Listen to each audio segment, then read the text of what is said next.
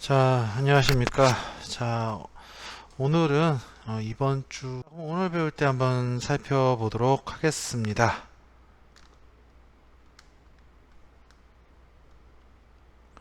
자, 3단은 조선시대 배우고 있습니다, 저희. 자, 거기서 양반 문화의 발달과 문화의 새 경향 여기 배우고 있는데요. 오늘은 성리학과 그 실학에 대해서 학습하도록 하겠습니다. 자, 그러면 먼저 성리학에 대해 보도록 하죠. 자, 성리학의 발달입니다. 154페이지입니다. 자, 성리학의 두 흐름에 대해서 좀 살펴볼 필요가 있을 것 같아요. 자, 성리학이라고 모두 다 같은 성리학으로 단일한 흐름만 있지는 않았습니다. 자, 성리학은요, 고려 말 신진사대부들에 의해 수용된 건 여러분들이 널리 알고 있을 것입니다. 근데 이 신진사대부들이 조선의 건국 과정에서 두 세력으로 분화된 것 또한 여러분은 알고 있을 겁니다. 이미 배웠으니까요. 자, 그래서 뭐가 있었나요? 급진개혁파와 온건개혁파라고 되어 있습니다. 선생님, 근데요, 여기는 뭐 선생님 관악파와 그 다음에 살인파를 얘기를 하는데 이것이 어떻게 연결되는 건가요? 살인파 같은 게 여러분이 이미 한번 배웠으니까 대충 짐작할 거예요. 온건개혁파로부터 이어져 내려온 것이 살인파다. 관악파는 뭐냐면 급진개혁파로부터 이어져 내려왔다는 게 관악파로 생각하시면 됩니다. 같아요. 자, 그럼 관악파에 대해서 먼저 배우도록 하겠습니다. 일단은 관악파는 개혁의 논리를 내세우며 역사혁명에 적극적으로 참여했습니다. 대표적인 인물이 권근 같은 인물이죠. 선생님, 뭐 정도전이라던가 조준 같은 사람은요, 한다면요, 이 사람들이 관악파가 아니다고 보긴 그렇지만, 이 조선시대의 정변, 그러니까 1, 2차 왕자의 난 이후로 이 정도전이나 이 조준의 위상 자체는 좀 희미해진다고 볼 수 있는데, 어쨌든 그렇다고 해서 뭐 이 관악파라는 사람들이 급진 개혁파는 아니다 이게 아니고요. 급진 개혁파로부터 내려온 사람들이다 이렇게 이해하시면 되겠고요. 성리학에 국한되지 않고요. 불교, 도교, 풍수지리설, 민간신앙 등 다양한 사상을 포용합니다. 그렇다고 해서 이 사람들이 성리학자가 아니었다는 얘기는 아니에요. 성리학이 제일 중요하고 성리학이 가장 훌륭하지만 나머지 것들도 볼만하다, 볼 필요가 있다라고 생각했다는 거죠. 그리고 이 사람들의 특징입니다. 중앙집권체제 강화, 부국강병, 과학기술 등 실용학문을 중시하는 모습을 보여주는데 이런 점이 조선 전기의 조선 시스템이 만들어지는 과정에서 많이 나타납니다. 예를 들면 고려 시대에 비해서 조선의 중앙 집권 체제가 굉장히 진보했다는 사실은 익히 설명을 드렸을 겁니다. 그런 거라든지 혹은 조선 전기 태종 세종 때 보였던 많은 부국강병책이라든지 혹은 과학기술의 발전 같은 경우는 이런 관학파들의 역할이 분명히 있었다 이렇게 얘기할 수 있겠습니다. 근데 이런 관학파들도 이렇게 쭉 이어지지 못하고 왜곡되게 되는데요. 뭐 가장 큰 계기를 말할 것 같으면요. 세종 때 절정에 이르렀던 이런 관학파들이 이 세조 시기를 거치면서 뭐 집현전을 비롯해서 세종의 이젠 친위 세력이었던 사람들, 뭐 김종서 같은 사람들이 쓸려 나가게 되면서 관학파 중에 그 일부가 공신 세력이 돼서 후에 우리가 훈구파라고 부르는 세력이 되게 됩니다. 그리고 이러한 훈구파들은 왕권을 제약하고 또 부정부패함 그리고 권력을 농단하는 모습을 보이면서 이를 견제할 필요성이 생겼고 이를 견제하기 위해서 우리가 알고 있는 사림이라는 세력이 등장하게 되는 거죠. 근데 사림이라는 세력이 그때 갑자기 뿅 하고 등장한 게 아니란 건 여러분들이 익히 알고 있을 겁니다. 조선왕조 건설에 참여하지 않았던 세력들이 학자들이 향촌에 내려갑니다. 자기 고향 내려가가지고 그 교육과 향촌사회 건설에 주력했습니다. 대표적인 인물이 길제입니다. 길제 같은 경우에는 뭐 정도전이라던가 정몽주 이런 사람과 같이 이색 문화의 사람이었는데 이색 스쿨의 사람이었다고요. 근데 이 사람은 어떻다? 조선 왕조에 참여하지 않고 낙향해가지고 후학들을 양성하는 방향으로 살았습니다. 그리고 그 사상을 이어받은 사람들이 사림이라고 볼 수 있죠. 그러면은 이 사림의 특징은 뭐냐? 도덕과 의리의 바탕을 준 왕도 정치입니다. 선생님, 왕도 정치는 뭡니까? 왕도 정치의 반대는 패도 정치죠. 패도 정치는 간단히 말하면 힘으로써 다스려지는 정치입니다. 왕이 힘이 세가지고 그 힘으로써 국가의 권력이 세서 그 힘으로써 다스려지는 정치가 패도 정치죠. 근데 왕도 정치를 강조한다는 건 이게 뭐냐면 덕으로서 나라가 유학교육 및 덕으로서 나라가 다스려지는 이상적인 상태를 왕도 정치라고 봤습니다. 그래서 이 사람들은요, 부국강병책에 대해서는 그렇게 높게 평가를 하지 않았어요. 부국강병이라는 것 자체가 국가의 힘을 기르는 패도적인 수단으로 봤거든요. 가장 우선시돼야 할 건 뭐다? 왕이 덕을 쌓고 백성들이 유학으로 교화되는 모습 보이는 게 중요하다, 이런 거라고 생각했어요. 그리고 성종 때 중앙에 본격적으로 진출하는데 아까 진출의 계기가 뭐였습니까? 훈구 세력이라고 부르는 세력의 횡포를 견제하기 위함이었습니다. 그래서 이들을 비판하면서 등장했고요. 이들은 또 결정적 차이가 뭐냐? 이들은 중앙집권보다는 향촌자치를 추구했고요. 향촌자치를 추구했고 성리학 이외의 사상에 굉장히 배타적이었습니다. 성리학 이외의 사상을 굉장히 배타적으로 생각했고 과학 등 실용학문 또한 크게 관심을 갖지 않았습니다. 그래서 조선 전기에 보여줬던 놀라운 과학기술의 발전이 정체되게는 하나의 계기 또한 이런 것에 있다고 볼 수도 있습니다. 조금 안타까운 점이죠. 다음 보겠습니다. 자, 그러면 정리를 한번 해볼까요? 관학파와 살인파입니다. 신왕조 건설에 대한 태도가 이렇게 달랐습니다. 건국 후 활동도 이렇게 달랐죠. 대표인물 나와 있고요. 사상적 경향, 성리학의 다른 사상에 관대했던 관학파와 성리학의 다른 사상에 배타적이었던 살인파, 그리고 정치적 경향도 부국강병과 중앙집권화를 중시했던 관학파, 그리고 왕도 정치와 향촌 자치를 중시했던 살인파, 한번 비교할 수 있겠습니다. 자, 다음 보겠습니다. 성리학의 발달 보도록 하겠습니다. 155페이지 넘어갈게요. 자, 성리학의 발달에서 이제 중요한 게 바로 이기론이라는 겁니다. 조선의 성리학은요, 인간의 심성을 성찰하는 이기론을 중심으로 발달했습니다. 이기론이라는 거에서 이와 기가 이게 애매한데요. 이게 설명이 참 애매해요.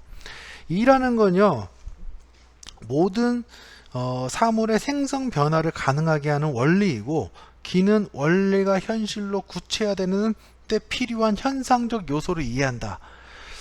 이게 뭐라고 생각할까요? 한다면은 이렇게 생각하시면 대충 맞을 것 같아요. 수학 공식과 숫자의 관계라고 보시면 됩니다. 우리 수학 공식이 있지만요, 그것이 숫자가 대입돼서 현실적으로 나타나지 않으면 우리가 와닿지 않죠. 마찬가지로 일정한 원리라는 게 우주상에 있으면 그 원리에 적용되는 현상이 있어야 하는 거예요. 그게 깁니다. 그렇게 생각하시면 돼요. 근데 우리가 생각할 때는 이게 뭐냐? 그러면 원리가 먼저냐? 원리가 먼저이냐? 아니면 현상이 먼저이냐라는 고민이 있는 거죠. 닭이 먼저이냐? 달걀이 먼저이냐처럼. 숫자가 먼저일까요? 공식이 먼저일까요?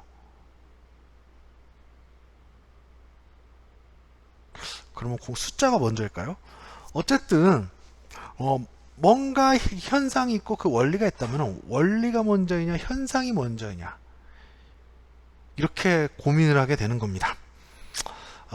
복잡하게 설명은 장난 아니에요. 자, 서경덕이라는 사람이 있습니다. 나중에 이제 이분의 제자들이 이제 북인 세력으로 자리 잡게 되는데, 기를 중심으로 세계를 설명했습니다. 야, 씨, 현상이 중요한 거야. 그래서 이거는 주기론이라고 부릅니다. 기를 중시했다. 이거고요. 이현적 같은 경우는 이를 중심으로 세계를 설명하려고 했어요. 그래서 리가 중요하다. 원리가 중요하다. 그래서 주리론 이렇게 얘기를 합니다. 근데 사실 이제 조선의 이 철학사에서 성리학 철학사에서 가장 중요한 인물 두 명을 꼽아라 한다면 역시 이황과 이입니다. 근데 이황과 이는요, 어디서 중요한 건 이가 먼저이냐 기가 먼저이냐라기보다는 이 기 먼저 둘 다 중요하다라고 봤어요. 그래도 개 중 뭐가 더 중요하다 이런 식으로 봤다는 거죠. 먼저 이황 먼저 보겠습니다. 이황은요, 주자서 조료, 성악, 십도 등을 저술했습니다. 뭐 그냥 알아두시고요. 자, 이기 호발설을 주장했는데 이와 기가 같이 발한다, 같이 나타난다 이런데 그래서 이 사람은 전반적으로 그래도 이익이 모두 중요한데 그래도 이가 좀 더 중요한 것 같다는 태도를 취했습니다. 좀 더 이걸 자세히 설명하면은 뭐 사단 칠정이 어떻고 사단에서 이가 발현되고 칠정에서 기가 발현되고 뭐 이런 걸 설명을 해야 하는데 그것까지 설명하기는 너무 그렇네요. 여러분 이해하지 못할 것 같기도 하고 저도 사실 이해를 못해요. 이렇게 하면. 자, 이 일을 또 볼까요? 다음은 그리고 김성일, 유송룡 등에게 사상이 계승됩니다. 그래서 영남학파라고 하는데 대체적으로 남인 계열입니다. 그리고 임진왜란을 계기로 이황의 이제 상하상이 일본에 건너가서 일본 성리학에 크게 영향을 주었다 이렇게 얘기를 합니다. 자, 다음 볼까요? 이 보죠. 여러분들 아까 이황도 그렇고 이도 그렇고 전부 다 조선시대 우리나라 현재의 화폐 모델이죠. 이황은 1,000원짜리, 이는 5,000원짜리입니다. 그렇다고 해서 이가 5,000원이고 이가 좀 더 높고 이황이 낮다. 이건 절대 아니에요. 둘 다 대단하신 분이죠. 그러면 이순신은 더 낮아야 하는데 그렇게 보시지 마시고요. 그거는 다 뭐 훌륭한 사람들을 뽑다 보니까 그렇게 됐다 생각하시면 됩니다. 자, 이 보시면요. 이 같은 경우에는 동후문단, 성합, 지묘 등을 저술을 했다고 하고요.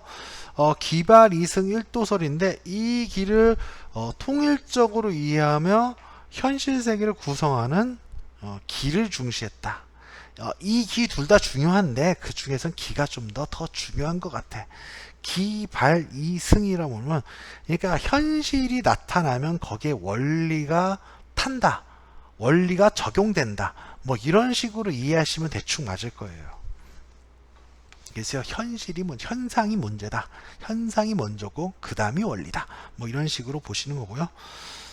현실적이고 그래서 그런지 현실적이고 개혁적인 성향이 좀 더 강했습니다. 현실 문제부터 해결하자고 이런 경향이 있었다는 거죠. 그래서 이가 현실 문제에 대해서 얘기했던 게 대표적인 게 뭐 대공수미법, 이거는 나중에 대동법으로 이어지는 하나의 논리였고요. 뭐 향약, 실시 이런 것들도 있습니다. 신만양병설도 이렇게 얘기할 수 있는데 이 신만양병설에 대해서는 여러 가지 이견이 있습니다. 실제로 이가 주장한 바가 없다는 이야기도 있기 때문에 이건 넘어가도록 하겠습니다. 자, 다음 볼까요? 대표적인 인물로 조헌, 김장생 등이 사상을 계승했고 기호학파를 형성했다 했는데 사색당파로 치면은 서인 계열입니다. 서인 계열. 서인 계열에 해당하는 것이 이의 학맥입니다. 자, 예학의 발달입니다. 예학의 발달은요. 17세기 이후 성리학의 이론을요 행동규범으로 구체화했다. 즉 이론이 있으면은 그거를 예법이나 하나의 그 윤리로서 적용한 것이 바로 이 예학입니다. 그러니까 성리학 이론이 있으면은 그거를 현실에 실천하기 위해서 법도를 만든 거죠. 그게 예학인데 이 예학의 이제 숨은 이제 또 시대적 필요성이 있었습니다. 왜 그러냐면 17세기 이후에요. 그러니까 외란과 호란이 발생했지 않습니까? 그러다 보니까 조선의 기존의 질서가 사실상 무너지는 상황이 오게 됩니다. 그런 질서를 다잡기 위해서 뭐를 강조하게 되냐면 성리학적 질서를 더욱 강조하게 되거든요. 그러니까 이 백성들이나 양반들이나 이 양반 백성 이렇게 나눠져 있는 이러한 이전 그 질서, 그 성리학 조선 시대의 사회 질서가 이 외란 이후로는 완전히 뭐 망가져 있는 상태가 되니까 지배계층이었던 양반들 입장에서는 이러한 신분 질서나 사회 질서를 다잡아야 할 필요가 있었던 거죠. 그러다 보니까 이러한 예학을 강조하게 되는 겁니다. 그래서 성리학적 가족제도 확립에 기여를 하고요. 뭐 여러분 생각하면 진짜 꼰대꼰대스럽다. 근데 뭐 맞습니다. 뭐 꼰대꼰대스럽긴 해요. 그래서 조선 전기에 비해서 후기가 이 성리학적 질서가 좀 더 강하게 적용됐던 이유 중에 하나가 바로 이 예학의 발달입니다. 그리고 그 근원을 따져보면 이 양난이라는 시대적 그 사건이 있었죠. 그러나 이제 지나치게 형식을 중시하게 되고 또한 이것이 정쟁까지 초래하는 일이 발생했다. 그러니까 예라는 것은 원래 이 그 내재되어 있는 유교적인 성리학적 원리가 내재돼서 그걸 하라는 건데 성리학적 원리를 지키기 위해서 예법을 따져라. 예법을 지키자 이건데 오히려 그 성리학적 원리는 뒷전이고 예에 매몰돼 버리는 예법에 매몰되는 일들이 많았다는 겁니다. 자, 그리고 정쟁 초래 대표적인 게 이제 뭐였습니까? 바로 현종 시기에 있었던 예속 논쟁 같은 것이 대표적인 거죠. 자, 다음 보겠습니다. 자, 156페이지 보겠습니다. 성리학의 절대어입니다. 자, 고인물은 썩는다는 것은 하나의 진리 같습니다. 성리학도 이제 조선 후기로 가면은 우리 국교로서 자리 잡게 된 게 한 300년이 넘게 된단 말이죠. 이 300년이 넘다 보니까 이 성리학적 질서가 절대적 가치화가 되는 모습을 보이게 됩니다. 그래서 주자의 학설을 절대적 진리로 인정하고요. 이거에 대해서 다른 사상을 포용하자 이런다든가 유교 경전을 재해석해서 내 의견은 이렇습니다 얘기하는 것은 옳지 않다고 생각을 했습니다. 그래서 그런 사람을 뭐로 몰았느냐? 사문난적으로 몰았는데 대표적인 인물이 윤휴라던가 이 박세당 등이었죠. 그래서 이 윤휴 같은 사람은 송시열의 라이벌입니다. 대표적인 라이벌이에요. 그래서 윤휴하고 송시열이 이 갈라서게 원래는 이제 윤휴하고 송시열이 서로를 인정하는 친밀한 관계였는데 윤휴가 이제 주자의 해석서를 이제 자기 뜻대로 이제 고쳐서 내니까 이제 송시열이 그것 이제 문제를 삼은 거죠. 그랬더니 윤희가 했던 말이 어찌 주자만 맞다고 나는 틀리다 하는가 이렇게 얘기할 정도로 윤희 같은 경우에는 주자의 의견에 자신의 이제 이론을 적용해서 새로이 이론을 냈습니다. 그러다 보니까 당시 이제 집권층에서는 이제 사문난적이다 이렇게 표현하기도 하죠. 이 사문난적이라는 건 교과서에도 있지만 유교 교리를 어지럽히거나 어긋나는 행동을 하는 사람 이렇게 얘기를 합니다. 박세당, 윤유 같은 경우에는 나중에 사약 먹어요. 박세당 같은 경우 아들이 나중에 죽고요. 그렇습니다. 17세기 이후 나타난 사회 경제적 변화가 있었습니다. 사실 근데 이것이 성리학적인 걸로는 해결이 안 돼요. 왜냐면 성리학은 그 고정된 질서를 유지하려고 되게 노력을 하는데 점점 그 질서가 변화하고 있었단 말입니다. 그러다 보니까 이 성리학은 현실 문제 해결 능력을 사실상 상실하는 모습을 보이게 됩니다. 그러니까 백성들이 말로는 성리학이 제시하는 유교 윤리를 따르고 예법을 따르는 모습을 보이고 있었지만 실상은 그것이 한계에 다다르고 있었다는 겁니다. 자, 그러면 어떤 것들이 있을까요? 자, 새로운 학문 경향의 대두입니다. 먼저 양명학이죠. 이 양명학 같은 경우에는 이제 그 명나라의 그 왕수인이라는 사람이 있습니다. 왕수인이라는 사람이 있는데 이 사람의 호가 양명이에요. 그래서 왕양명이라고도 부르는데 이 왕수인이라는 사람이 만들었던 학문이 유교의 한 갈래가 양명학입니다. 근데 이 사람은 뭐를 강조했냐면 지행합일입니다. 지행합일은 뭐냐? 알면 뭐 해야 한다는 거예요? 해야 한다는 겁니다. 행해야 한다는 겁니다. 행해야 한다는 겁니다. 즉 실천을 굉장히 강조하는 그런 학파입니다. 근데 이거는 이제 우리나라 이 왕수인이라는 사람은 사실 명나라 때 사람이거든요. 그래서 이미 퇴계 이황이 있던 시기에 이 명명학은 조선에 전달이 됐어요. 전달이 됐는데 퇴계 이황은 이걸 뭐라고 했냐면 양명학이 참 괜찮긴 한데 이거 보니까 이단인데 이런 식으로 규정을 하게 됩니다. 이거 우리는 받아들일 수 없겠는데 하는 식으로 하게 되고 대부분의 성리학자들은 이 양명학을 이단으로 배척하고 양명학을 한다는 것을 대놓고 얘기하지 못합니다.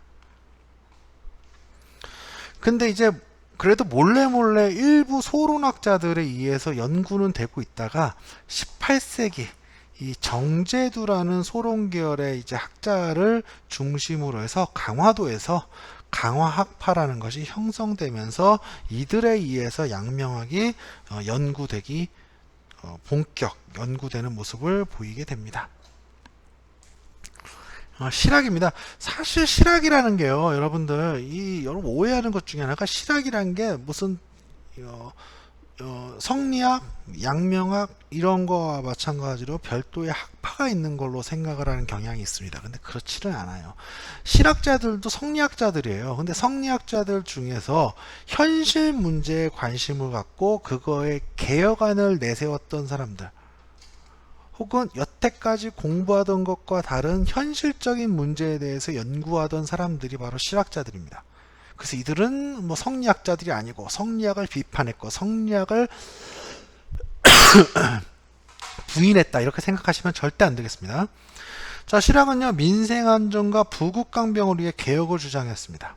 대표적인 선구적인 사람이 이수광이라든가 한백경 같은 사람이죠. 그리고 비판적이고 실증적인 성향이고요. 농업, 상공업 중심의 개혁론, 그리고 국학연구 등으로 분파가 이루어지게 됩니다. 그리고 청에서 전해진 고증학이라든가 그리고 서양 과학기술을 수용하는 모습도 보이기도 합니다. 자, 157페이지 보겠습니다. 중농학파입니다. 이게 경세치용이라고 이렇게 되어 있는데 이거는 당시 중농학파든 경세치용이든 당시 사람들이 그렇게 부른 게 아니에요. 여러 학자들이 있었는데 그 사상적인 유사점이나 특징을 봤을 때 이렇게 묶을 수 있겠다 하는 개념입니다. 경세치용보다는 그냥 중농학파로 이해하시는 게 더 간단할 것 같습니다. 자, 일단은 농민 생활의 안정이 부국강병에 중요하다고 생각을 했고요. 그 농민 생활을 안정시키기 위해서는 어떻게 해야 할 것이냐 했을 때 이들은 토지제도를 개혁해야 한다. 그리고 토지제도를 개혁해서 자영농이 대거 만들어지면 혹은 국가재정이 뭐 나아지면은 이를 바탕으로 뭐 국가제도를 여러 가지로 개혁을 해보자는 주장이 바로 이런 중농학파들의 특징적인 모습입니다. 그럼 대표적인 인물들 하나씩 살펴보겠습니다. 유형원입니다.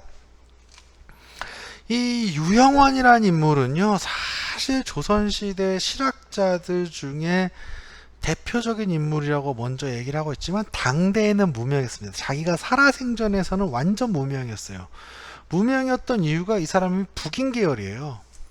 북인 계열이다 보니까 사실상 뭐가 되냐면은 인조 반정 이후로 이 북인 계열이 어떻게 됐다? 몰락을 했단 말입니다. 그래서 유형원 같은 경우에도 자기 아버지가 이 광해군 정권에 참여했다가 이 처형을 당하고 본인 같은 경우는 이제 관직에 나아가지 못한 채 초야에 묻혀가지고 이제 뭐 한 겁니까? 학문 연구만 한 겁니다. 근데 이 유형원의 이 썼던 책이 이제 반개수록이라는 책인데 이 반개수록이라는 책이 이제 이 영조 때 주목을 받게 됩니다. 영조가 이 반개수록을 읽고서 이거 이렇게 훌륭한 사람이 초야에 묻혀 있었다더니 하면서 이 사람의 개혁안을 한번 생각해보자 하는 식으로 영조가 이 반개수록에 주목하는 모습을 보이다 보니까 유형원이라는 사람의 학문이 이후에 좀 알려지게 됩니다. 이 반개수록이라는 곳에서 균전론을 주장하는데 내용은 뭐 간단해요. 관리, 선비, 농민 등에게 차등을 주어 토지를 분배하자. 한마디로 해서 지금 있는 토지 다시 싹 정리해가지고 다시 재분배하자는 겁니다. 그러면 땅이 없을 때 재분배할 때 그냥 분배하지 말고 관리는 얼마, 선비는 얼마, 농민은 얼마 하는 식으로 차등을 줘서 분배하고 이를 통해서 자영농을 대거 육성하자. 이겁니다.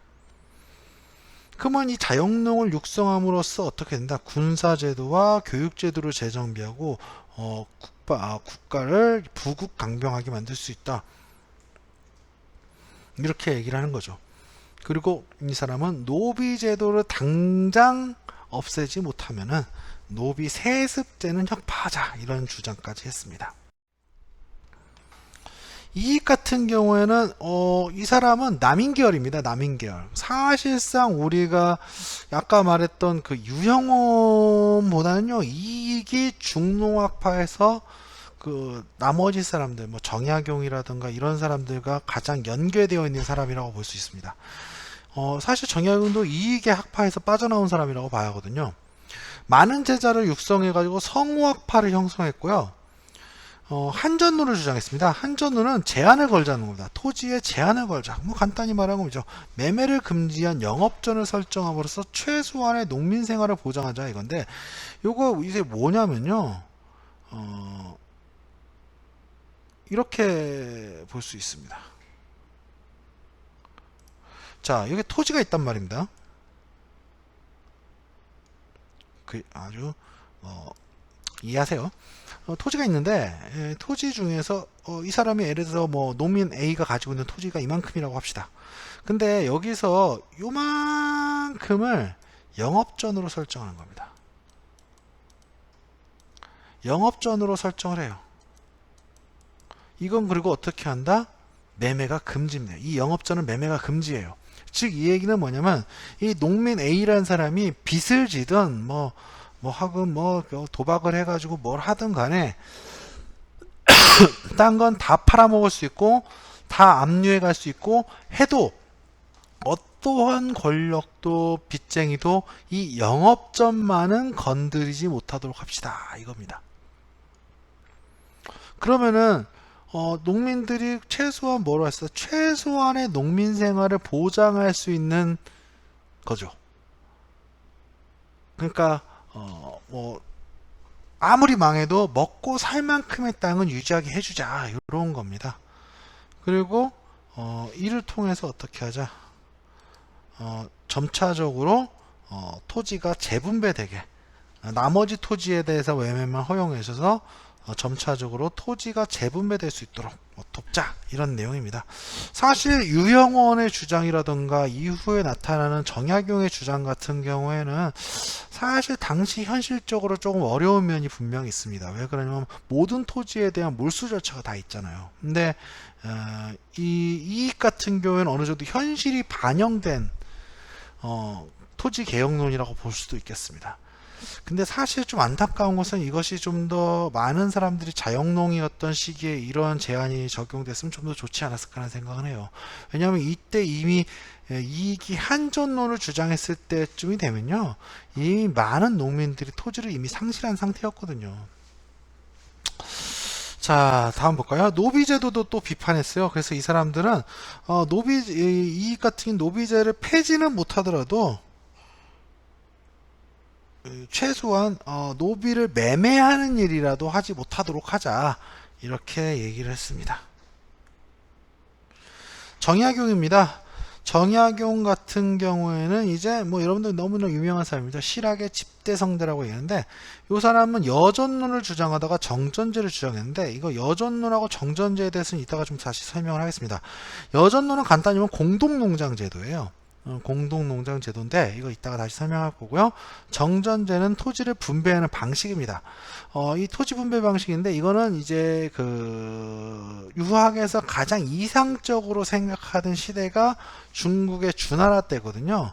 이 주나라 때 있었다고 하는 전설상의 토지제도로서 유학에서 이상적으로 생각하는 토지제도 중에 하나입니다. 이 왜 우리나라에서 안 됐는지에 대해서 이야기를 할게요. 자, 그리고 통치자는 백성을 위해 존재하며 권력은 백성으로부터 나온 것이다. 이런 거를 주장했는데, 이거는 요즘 그 서양 근대 사회계약론. 다음 보겠습니다. 자, 그러면 정리를 한번 해볼까요? 이 유형원 있습니다. 균전론 주장했고요. 관리선비, 농민들에게 차등을 주어 토지를 재분배하자. 이익 같은 한전론, 영업전 설정하고 그 밖의 토지는 매매를 허용하고 이를 최소한의 농민 생활을 보장하면서 점진적으로 토지 소유를 균등하게 하자. 이런 내용이고요. 정약용 같은 경우는 여전론을 맨 처음 주장하다 전전제를 주장했습니다. 여전론은요, 그러니까 한 마을 단위로 토지를 공동 소유하는데 이 단위를 여라고 합니다. 그리고 여에는요 믿을 만한 사람을 뽑아서 거기에 여장이라는 걸 둡니다. 이 여장은요 뭐를 하냐, 그 여의 구성원들이 매일 얼마나 나와서 일을 하는지를 체크를 하고 연말이 되면은 수확기가 되면 그 노동량에 따라서 수확량을 분배한다는 거죠. 공산주의에서 얘기하는 공동농장제하고 거의 유사합니다. 근데 여러분들 공산주의에서 공동농장제가 어떻게 됐는지를 알면은 뭐 아마 이것도 좀 이상적이다 생각을 하실 거예요. 왜냐면 여장이란 존재가 아주 철두철미하고 도덕적이고 그런 사람이면 문제가 없겠지만 사람이 어디 그렇습니까? 그리고 또 사람이 뭐 이렇게 노동해도 똑같고 저렇게 노동해도 똑같다면은 사람들은 대충 어떻게 합니까? 일 안 합니다. 일 안 하고 똑같은 몫을 받기를 원하죠. 자, 정전제는 이렇습니다. 정전제 설명을 하면 정전제는 이 정전화, 정전을 평선한다고 하는데 이 정자가 우물정자입니다. 즉 토지를요 하나, 둘, 셋, 넷, 다섯, 여섯, 일곱, 여덟, 아홉으로 나누는 겁니다. 토지를 9등분 한 다음에 이 8등분을 집집마다 가구마다 나눠주는 겁니다. 이거 다 나눠 가죠. 그럼 가운데 토지 하나 남죠. 이 가운데 토지는 공전으로서요 이 8집이 같이 경작을 해가지고 그 수확된 것을 국가에 납부한다는 거죠. 꽤 괜찮죠? 근데 이거 왜 안 될까요? 이거 왜 어려울까요? 뭐 토지를 뭐 몰수해야 돼 이런 거 제외하고 왜 우리나라에서는 어려웠다고 생각을 했을까요? 이거 정전제가. 자, 우리나라에서 산 안 보이는 동네 있습니까? 우리나라가 다른 나라 가면은 흔히 볼 수 있는 풍경들이 지금 우리나라에서 절대 볼 수 없는 풍경 중에 하나가 지평선이에요. 왜냐면은 갈 때마다 어딘가에 산이 있거든요. 그러다 보면 산이 너무나 많고 그 산에 있는 밭이라던가 이런 것들이 있기 때문에 정확하게 9등분 한다는 것이 사실상 어렵다고 생각을 했어요. 근데 정약은 그게 아니라는 거예요. 그럼 뭐를 통해서 측량을 통해서 균등 분배를 해서 조각당들을 모아서 정전의 한 구획을 만들 수 있다고 생각을 했습니다. 뭐 그렇습니다. 그래서 이상적 토지제도인 정전제를 실시할 수 있다. 이렇게. 자, 실학의 대도입니다. 158페이지 보겠습니다. 계속 보겠습니다. 이번에는 중상학파를 보겠습니다. 이용후생학파라고도 부르지만 사실 이들은 조금 이제 학파에서 보면 중농학파하고 많이 다릅니다. 중상학파니까 얘네들은 뭐 딱 봐도 뭐다 상업을 중시하자 이런 내용이겠죠. 얘네들은 도시인구 증가와 황풍화폐 경제 발전 등 변화하는 현실에 주목을 했습니다. 그래서 뭐를 하자는 거예요? 이들은 적극적인 상공업 진흥과 기술 혁신을 통해서 부국 안민을 이루자 이렇게 주장을 했습니다. 백성을 나라를 부유하게 하고 백성을 편안하게 하자 이렇게 얘기했는데 중농학파와 중상학파의 관점이 이렇게 다른 이유는 뭐냐 한다면 여러 가지 이유가 있는데요. 중농학파는 대체적으로 보면은 재야학자들이 많습니다. 특히 남인계열 학자예요. 뭐 이익도 남인계열이고 정약용도 남인계열이에요. 그리고 뭐 유영원 같은 경우는 북인계열이었고요. 근데 이 중상학파에 소속되어 있는 이 학자들 면면을 보면은 노론계열입니다. 노론계열의 학자들인데 이들은 이제 한양에 살면서 한양의 이제 발달되는 모습, 인구 증가, 상품화폐 경제의 발달을 직접 목격을 했단 말이죠. 반면에 남인 같은 경우에는 숙종 때 이후로 지방으로 낙향하게 되면서 정치투쟁에서 밀려가지고요 낙향하게 되면서 그 지방에서 농민들의 현실, 부조리, 토지 문제 이런 것들을 접하다 보니까 서로 다른 곳에서 조선의 문제점을 느끼게 된 거죠. 자, 그래서 일단 대표적인 이 사람들의 주장은 또 뭐냐? 청과 적극 교류에서 선진문물 주장 수용하자. 북학파입니다. 이 북학파가 바로 중상학파예요. 같은 계열이라고 보시면 되겠고요. 대표적인 인물입니다. 유수원 보겠습니다. 유수원은요, 우서에서요, 산농공상의 직업적 평등과 전문화가 중요하다. 그래서 모든 것이 다 중요하다. 상업이라고 천시받아야 이유가 없다. 이렇게 주장을 합니다. 홍대영 같은 경우에는요, 기술혁신과 문벌제도의 폐지를 강조했고요. 문벌제도는 간단히 말하면 양반제입니다. 양반제. 그리고 성리학의 극복을 통해서 부국강병을 하다 이렇게. 근데 여기서 이 사람이 성리학을 비판하는 게 아니에요. 이 사람도 성리학자예요. 그게 아니라 부국강병에 관해서는 성리학뿐만 아니라 다른 학문도 끌어들일 수 있어야 한다 이렇게 보는 거죠. 자, 다음 보겠습니다. 박지원입니다. 박지원이 여러분들 많이 유명하니까 많이 기억하실 겁니다. 중상학파에서 가장 대표적인 인물이라고 할 수 있어요. 생산과 유통이 중요하고 수레와 선박의 이용, 화폐 유통의 필요성을 이야기했습니다. 그리고 이 사람은 양반전, 호질 등의 산문수설을 통해서 양반층이 가지고 있는 그런 모습을 비판하는 모습도 보여줬죠. 선생님은 이 박지원의 사상의 면면을 볼 수 있는 가장 대표적인 책이 양반전, 호질도 있겠지만 허생전이라고 봅니다. 허생전. 허생전을 보면은 이 박지원이 가지고 있는 경제관이라는 거를 굉장히 면밀하게 살펴볼 수 있습니다. 뭐 자세한 내용은 여러분들이 허생전 한번 읽어보시고요. 박제가 보겠습니다. 이 박제가 같은 경우에 청에 다녀온 후에 북학의를 저수를 하는데 청의 문물을 적극적으로 수용할 것을 주장했고요. 수레와 선박 이용하고 소비 촉진을 통한 생산력 증대를 역설했습니다. 조선의 아담 스미스죠. 이 사람이 뭐를 얘기했냐? 거기 왼쪽이면 그 사료 읽기 나와 있죠. 그러면 소비가 생산을 촉진한다 이런데 재물은 우물과 같은 것이고 퍼내면 차고 버려두면 말라버린다. 비단 옷을 입지 않아서 나라에 비단을 짜는 사람이 없게 되면 여공이 쇠퇴하고 찌그러진 그릇을 싫어하지 않고 기교를 숭상하지 않아 장인이 작업하는 일이 없게 되면은 기회가 망하게 된다. 이 얘기는 뭐냐면 간단히 수요가 없어지면 공급도 없어진다는 겁니다. 비단 옷을 참는 사람이 없는데 비단 짜는 사람이 있겠느냐는 거죠. 조선시대에는 유화 성리학이 중심이 되다 보니까 유교적 경제관을 갖고 있었어요. 그래서 검약함이나 검소함을 되게 강조를 하다 보니까 이 소비에 대해서 굉장히 비판적인 생각을 갖고 있었다고요. 근데 이제 이 박제관은 그렇게 안 본 거죠. 어떻게 해야 한다? 이 국가가 부강해지려면은 소비 또한 촉진되어야 한다. 지금에서는 상식적인 거죠. 그렇지만 굉장히 당시로서 조선으로서는 유교적 경제관과 반대되는 내용을 이야기했던 겁니다. 자, 그리고 무역선을 파견해서 세계 무역에도 참여를 해라. 청나라로 무역선 가서 세계 무역선과 무역도 하자. 이렇게 주장했고요. 이러한 중상학파의 사상은요, 19세기 후반에 개화 사상으로도 계승이 되었습니다. 다음 보겠습니다. 국학운동입니다. 자, 민족의 전통과 현실에 대한 깊은 관심이 중국 중심의 세계관을 비판하고 국사, 국토지리, 국어 등을 연구하는 국학운동으로 이어졌다. 이렇게 설명을 하는데 사실 이것만 있지는 않아요. 좀 더 복잡한 내용이 좀 더 있습니다.